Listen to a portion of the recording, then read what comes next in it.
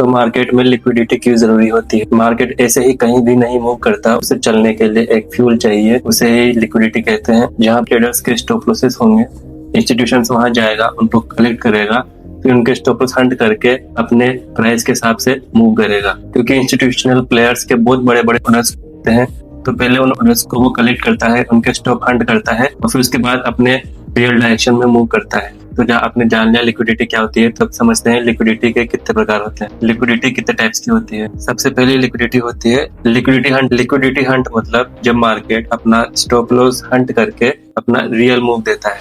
जैसे जैसे ये एक सपोर्ट है एंड ये एक रेजिस्टेंस है। मार्केट का बायस है बुलिश, मार्केट आया, ऊपर गया, मार्केट वापस आया, डिमांड जोन पे टैप करके फिर ऊपर गया और एक बार नीचे आके वापस जाके अपने सप्लाई जोन से वापस नीचे आया।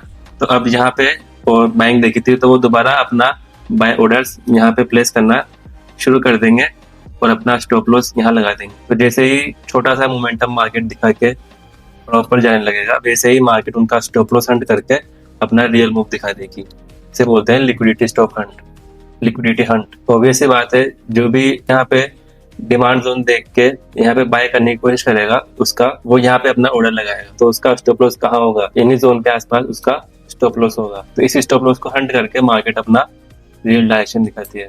और जैसे कोई यहाँ पे रेजिस्टेंस देख के, सप्लाई जोन देख के यहाँ पे कोई सेलिंग कर रहा है, सेलिंग कहाँ करेगा? इसी जगह पे करेगा जहाँ से पहले सेलिंग आई थी। तो उस जोन पे सेल ऑर्डर लगाने के बाद वो अपना स्टॉप लॉस कहाँ लगाएगा?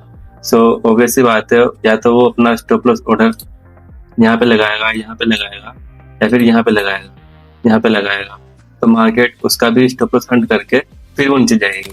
दूसरा टाइप का लिक्विडिटी होता है लिक्विडिटी रन, जहाँ मार्केट लिक्विडिटी को हंट करके और उसी डायरेक्शन में मूव करेगी जिस साइड लिक्विडिटी रखी हुई थी। जैसे कि मार्केट बियरिश है, मार्केट आई, यहाँ से डिमांड जोन है, यहाँ पे सप्लाई जोन है। अब पहले यहाँ से सेलिंग आई थी, यहाँ पे सप्लाई जोन था, तो लोग यहाँ पे वापस इस एरिया से सप्लाई देखकर सेल करना शुरू करेंगे। तो जैसे ही वो सेल करना शुरू करेंगे, उनका स्टॉप लॉस हंट कर लिया जाएगा, उसी डायरेक्शन में मूव आएगा, उसे कहते हैं लिक्विडिटी रन। मतलब रिटेलर्स का लिक्विडिटी हंट करने के बावजूद भी उसी डायरेक्शन में मूव करेगा मार्केट, उसे बोलते हैं लिक्विडिटी रन।